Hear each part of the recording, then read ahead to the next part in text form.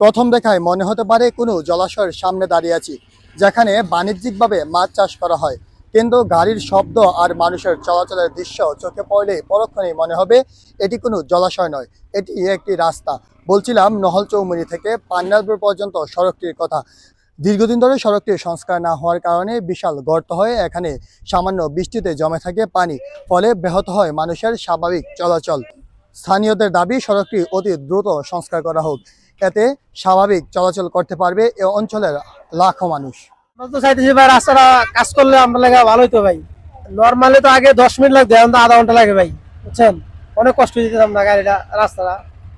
রাস্তা তো মেরামত করার জরুরি দরকার। খুবই সমস্যা হইতাছে কে রে, আমরা এই অটো লইয়া যদি পানিটার ভিতরে নামি তাহলে আমরা পেছনের মোটর আছে না, মোটরটা গেলে আমরা 7,000 টাকা লাগবে। আমরা এই যে গুড়ন থেকে মাল নিতে পারি না, এরপরে মানুষ অনেক দুর্ভোগ সৃষ্টি হইতেছে, গাড়ি গাড়ি উল্টা জায়গা। এরপর হচ্ছে এই অনেক মানুষ এদিকে মাল নিতে আসে না, দেখা যায় অন্য বাজার থেকে নিয়ে যায়, এ বাজার আসতে পারে না। অনেক সমস্যা আমরা ওই ব্যক্তিগতভাবে আমরা অনেক সমস্যা ব্যবসায়ীরা পাইতেছি। আমরা যে অতি দ্রুত এই রাস্তাটা, এই কাজটা বিশেষ করে তাড়াতাড়ি হোক, কারণ এটা একটা মার্কেটের রাস্তা, বিশেষ করে হাইওয়ে রোড। এটা আমরা যে এটা দ্রুত গতিতে আমরা এমপি মহোদয়ের কাছে চাইতেছি, আলহাজ কাজী সাহেব মোফাজ্জল হোসেন দাদার কাছে, যে এই কাজটা যেন আমরা দ্রুত গতিতে বাস্তবায়ন করে। আসলে ভাই রাস্তাটা এটা আসলে দীর্ঘদিন যাবতে এই রাস্তাটার অবস্থা খুবই খারাপ। আপনি রাস্তাটা কাজটা হলে ভালো আর কি, গাড়ি ঘোড়া চলা সমস্যা হয়, চলাফেরা সমস্যা হয়, বুঝছেন।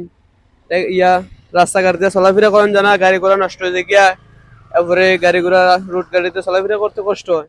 রাস্তাটি বেহাল দশার কারণে যাতায়াতে যেমনই সময় বেশি লাগছে, তেমনই ক্ষতিগ্রস্ত হচ্ছেন বাহন চালকরা।